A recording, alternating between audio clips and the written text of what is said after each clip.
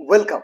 Welcome viewers. You are watching Tube Science Education, part of Tube Science Learning Academy. Tube science educational YouTube চ্যানেলে আপনাদের প্রত্যেককে স্বাগত জানাই বা তোমাদের প্রত্যেককে স্বাগত জানাই।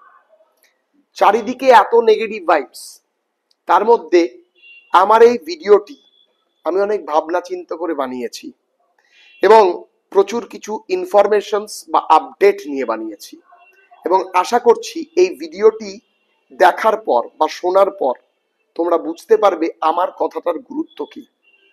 দেখো, প্রথম কথা বলি, বহুদিন থেকেই রাজ্য সরকারের যে আমাদের প্রাথমিক শিক্ষা পর্ষদ রয়েছে, সেই পর্ষদ সভাপতি কর্তৃক আমরা ইনফরমেশন পেয়েছি যে তারা শূন্য পদে নিয়োগ করতে চায়, বিভিন্ন সমস্যার দরুন তারা নিয়োগ করতে পারছে না এবং তার মধ্যে অন্যতম সমস্যা ছিল প্রাথমিক অবস্থায় একাডেমিক মামলা, 2 নম্বর ছিল প্রশ্ন ভুল মামলা, 3 নম্বর ছিল মানে উড়ে এসে জুড়ে বসার মতন ঘটনা ওবিসি সার্টিফিকেট মামলা।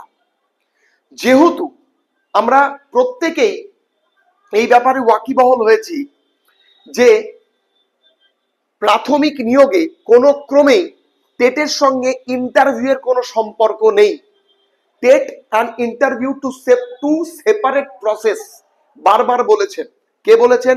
আমাদের মাননীয় পর্ষদ সভাপতি গৌতম বাবু। তো সেই জায়গায় দাঁড়িয়ে নতুন নোটিফিকেশন আসলেই সবাই ইন্টারভিউতে দিতে পারবে যারা যারা টেট কোয়ালিফাইড। তো নতুন নোটিফিকেশন আসতে গেলে এই ওবিসি সার্টিফিকেট মামলা এসে উড়ে এসে জুড়ে বসার মতন ঘটনা ঘটিয়ে দেয় এবং সেই জায়গায় দাঁড়িয়ে একটা বিশাল বড় নেগেটিভিটি ছাত্রছাত্রীদের মধ্যে, হিউজ ক্যান্ডিডেটকে ইন্টারভিউয়ের পড়াশোনা পড়ানোর পরে ব্যর্থ বাটি হাতে ধরে নিয়ে বসে থাকার মতন অবস্থা। কিন্তু আজকে 18ই মার্চ, এই 18ই মার্চে আজকে কিন্তু ছিল শুনানি, ছিল কিসের শুনানি? ছিল আজকে ফাইনাল শুনানি ছিল ওবিসি সার্টিফিকেট মামলার সুপ্রিম কোর্টে এবং রাজ্য সরকারের হয়ে সেই মামলার যিনি বললেন তিনি বিখ্যাত আইনজীবী কপিল সিপাল। তিনি বললেন যে হ্যাঁ, সমস্যা হয়েছে এবং সেই সমস্যার রেকটিফিকেশন এবং বিভিন্ন কমিউনিটিকে আমরা রেকটিফাইড করে অন্তর্ভুক্তিকরণ করতে আমাদের এখনো কিছু সময় লাগবে। সেই সময়টা যদি মাননীয় বিচারপতি মহোদয় আপনারা যদি দেন, আমরা 3 মাসের মধ্যে সেটা কমপ্লিট করে দেব। তাহলে কমাস সময় নিল? 3 মাস সময় নিল এবং 3 মাসের মধ্যে আশা করছি সরকার এই বিষয়ে পদক্ষেপ নিয়ে ওবিসি সার্টিফিকেটের মামলার রেসপেক্টে যে সমস্ত কনফিউশন সেগুলো দূর করবে। এবার তুমি বলতেই পারো যে স্যার আপনি দূর করবে, আপনি বিশ্বাস করছেন এই সরকারকে? দেখো, একটা কথা বলি, একটা কথা মাথায় রাখবে, যখন কেউ বিপদে পড়ে না, মানে এমন ভাবে বিপদে পড়ে সে আর বলার কথা নয়। কেন? হেলথ রিক্রুটমেন্ট সম্পূর্ণরূপে বন্ধ, সামনে ইলেকশন, টিচিং রিক্রুটমেন্ট সম্পূর্ণরূপে বন্ধ, সামনে ইলেকশন, ডাব্লিউবিপিএসসি 10টা নোটিফিকেশন দিয়ে রেখেছে।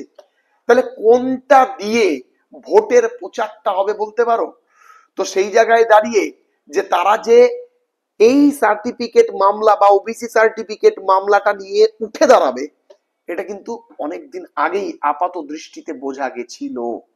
এটা কিন্তু নিশ্চিত, এটা কিন্তু বোঝা গেছিল, তোমরা যে যাই বলো, এটা বোঝা গেছিল। তো আজকে যেটুকু আমি মানে মানে ওভারল্যাপিং দেখে বুঝলাম যে মোটামুটি জুলাই মাসে নেক্সট হিয়ারিং আছে। নেক্সট হিয়ারিং কবে আছে? জুলাই মাসে আছে। আমি ধরলাম জুলাই মাসে যদি সেটা নাও ক্লিয়ার হয়, আরো যদি 2-3টা শুনানি লাগে, তাও অগাস্ট সেপ্টেম্বরের মধ্যে ক্লিয়ার হয়ে যাবে। আর প্রাথমিক নিয়োগে ইন্টারভিউতে যারা 2022 থেকে বসে রয়েছে তাদের কিন্তু অপেক্ষার অবসান হতে চলেছে। ওবিসি সার্টিফিকেট কেস মিটে যাবে, তার কারণ হাইকোর্ট যেভাবে রুড ভাবে জাজমেন্ট দিয়েছিল সেটা কিন্তু বলা যেতে পারে সুপ্রিম কোর্ট দেয়নি। নিশ্চিত প্রাথমিক নিয়োগে কোনো বাধা থাকবে না, শুধু একটাই বাধা থাকবে বিশ্বজিৎ বসুর এজলাসে যে প্রশ্ন ভুল মামলা, সেইটা একটা বলা যেতে পারে একটা বাধা।